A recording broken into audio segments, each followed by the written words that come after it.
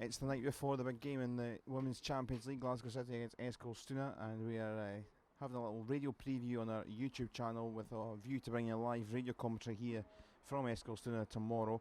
I'm Carl Patterson, and Alan Dzinski is alongside me, who's part of our media team, and will be alongside me in the gantry here. It's a lovely looking area as the players are down at the moment, just getting themselves warmed up. They've got their hour, which is the obligatory hour that you get to train ahead of the European Games. Alan, it's a chilly night, but it's looking pretty good down there. It's a good surface and the players are fast at it. Yeah, Colin, the pitch looks fantastic. A quality ground, quite retro actually. Ball fizzing across the surface quite nicely too. So I think we should see quite a fast-paced game tomorrow night. Yeah, as I say, the players going through their drills at the moment. And we were down in the pitch side, and it's kind of it's a 3G service. Obviously, City are used to playing that. A lot of the pitches in the SWPL are like that, but the actual little pellets and stuff are green, and it's actually a surface down there that's it from up here actually looks like a short grass pitch. It feels very nice to be on for a plastic pitch. Yeah, definitely different to what they're used to at Airdrie, which is also a great pitch, but it's going to be different for them. It looks fantastic. Does look just like the real finished product. So yeah, hopefully that all goes well for them. Well, here there's 2,500 tickets sold here. That's just tickets sold that you can buy at the gate here. So there could be 3,000-4,000. It's about 7,500 capacity. So it could be fairly full tomorrow, and that'll be a big crowd for some of these particularly younger players for City that they've experienced some decent crowds at Airdrie. Maybe one or two they've got previous Champions League games, but it's going to be a big atmosphere here. It's going to be a huge crowd, I think, compared to normal. I don't think that'll faze any of the players, though. I think they're all very professional.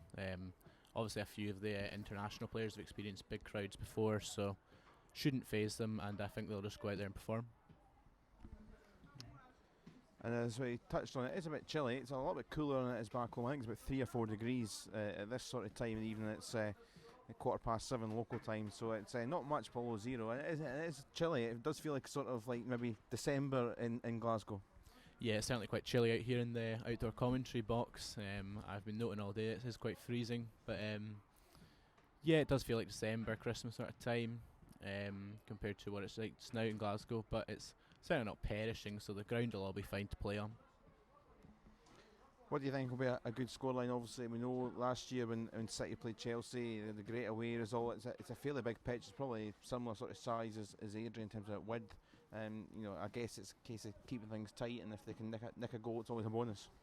Yeah, I think obviously they'll be coming here looking for the win, but I'm sure Scott Booth would be happy with an away goal and a draw taking back to Airdrie.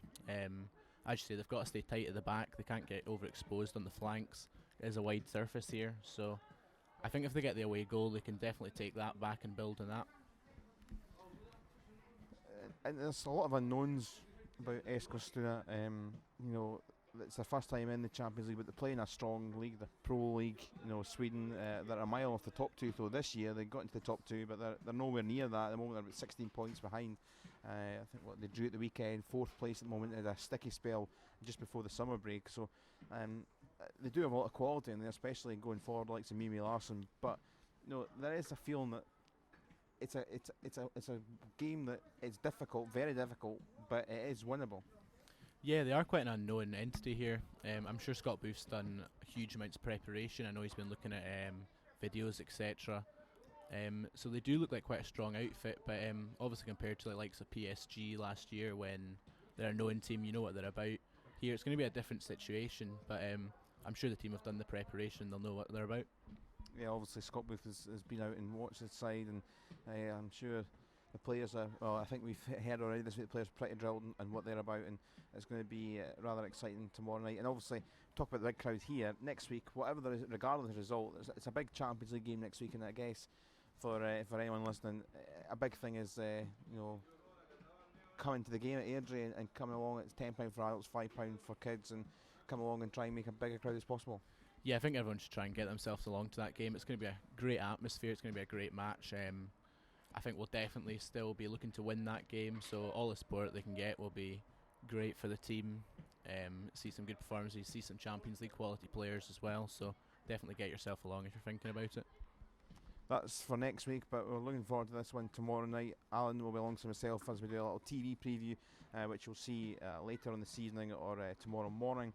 But it's the big one with commentary and coverage from around about 5:55, all being well, from this Tuna Arena, and we will speak to you then.